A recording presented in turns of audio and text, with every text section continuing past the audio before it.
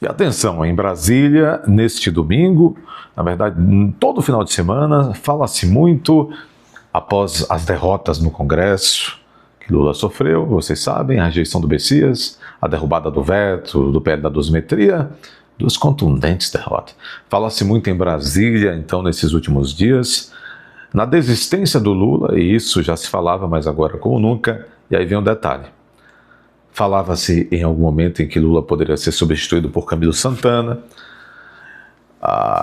que foi governador do Ceará, que foi ministro da deseducação, como eu digo, e que abandonou o ministério para desincompatibilizar-se no prazo da legislação eleitoral para poder ficar livre, leve e solte para concorrer a algum cargo.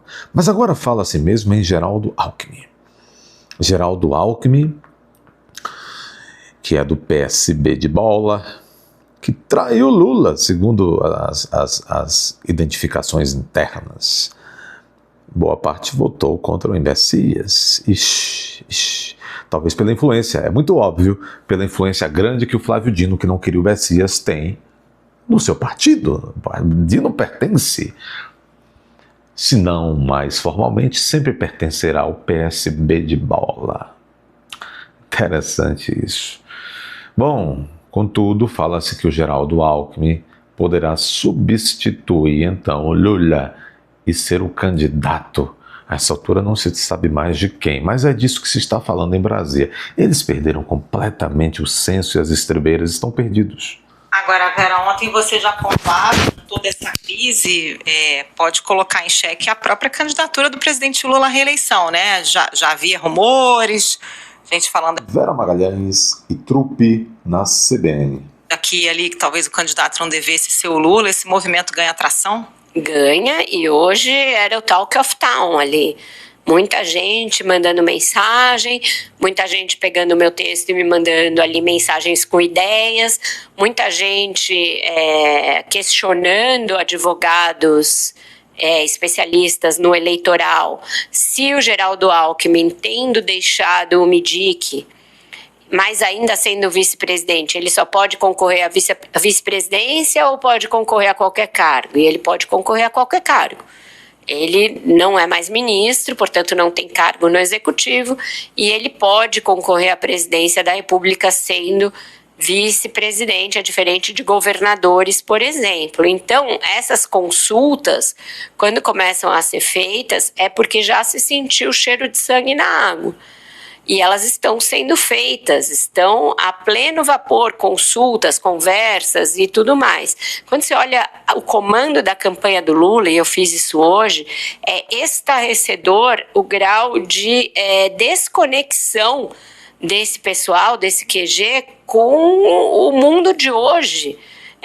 Com a política, essa política que pendeu para a direita, esse Congresso que pendeu para a direita, é um comando de campanha que tem vários personagens de escândalos passados, Paulo Okamoto, o Gabrielli da Petrobras, ex-Petrobras, José Sérgio Gabrielli, tem vários personagens ali do coração do sindicalismo do ABC, então a Mônica Valente, que era a mulher do Derúbio Soares, Carlos Alberto Grana, que era dos sindicatos metalúrgicos, José de Felipe Júnior, que vinha a ser prefeito de Diadema. Então, é um monte de gente de verões passados que não tem nenhum trânsito com a política como ela é feita hoje em dia. Não tem trânsito com esses ministros do Supremo, não tem trânsito com o Congresso, zero, total de zero.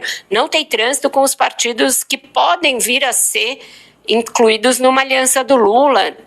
Eu acho que está tudo muito desaparelhado do ponto de vista do PT e do Lula, e tudo isso leva a que essas conversas sobre uma possível substituição do presidente como candidato prosperem. E aí eu já dou cabo de um assunto que a gente ia tratar agora e não deu, mas que eu acho que uma frase basta.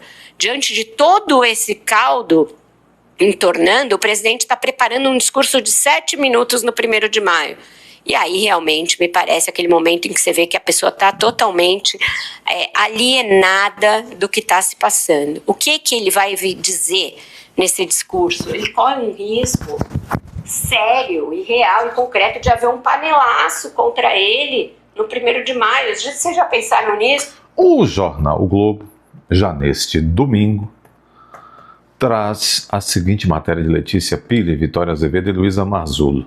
Derrotas no Congresso estremecem base de Lula para a tentativa de reeleição e testam relação entre poderes.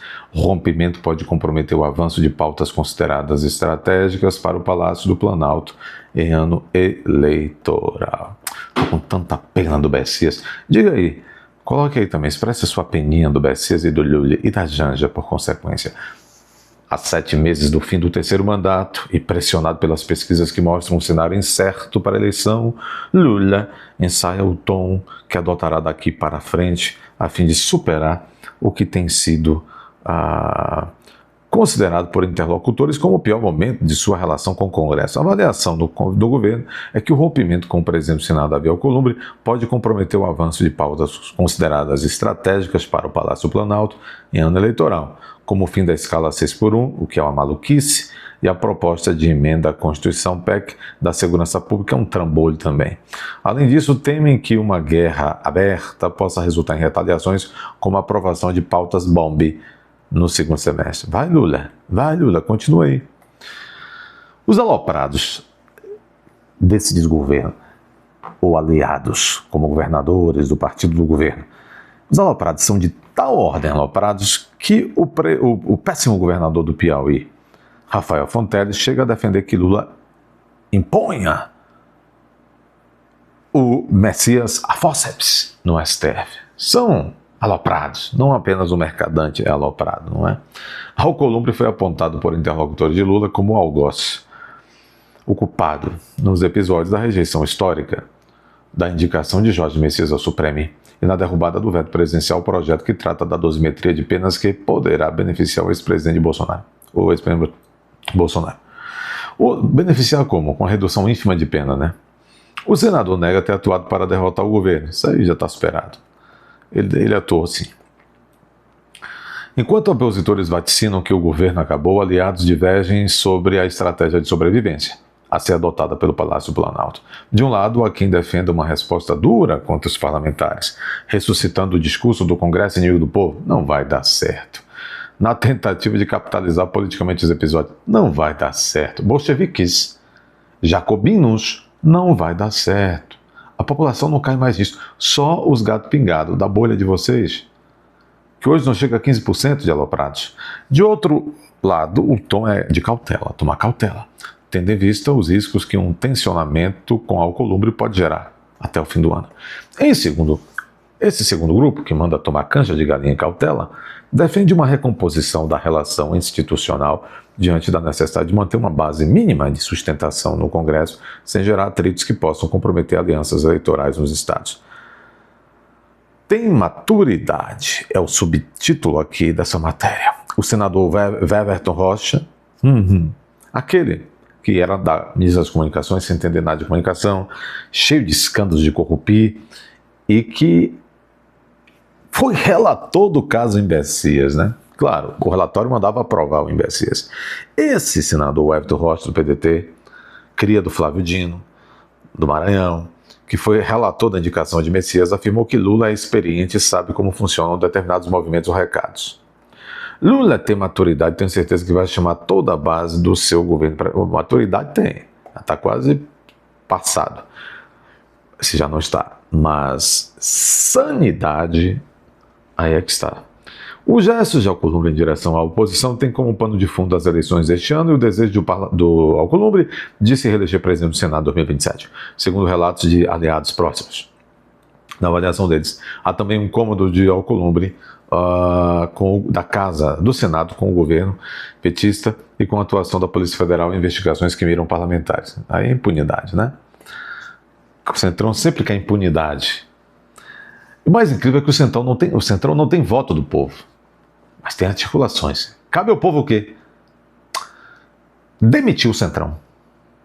Esfarelar esses partidecos. Fazer como foi feito com o PSDB, que foi desaparecido. Pelo voto popular, sim. Porque se você desaparece esses partidex, não elegendo os seus candidatos, os seus senadores, os seus deputados, eles perdem relevância e aí tchau. Cabe ao povo. Dê seu like, inscreva-se, Confira a sua inscrição agora. Vamos lá, confira a sua inscrição. Compartilhe, comente. Se aparecer o botão Repar, clica aí para esse vídeo chegar a mais pessoas. Vamos nessa.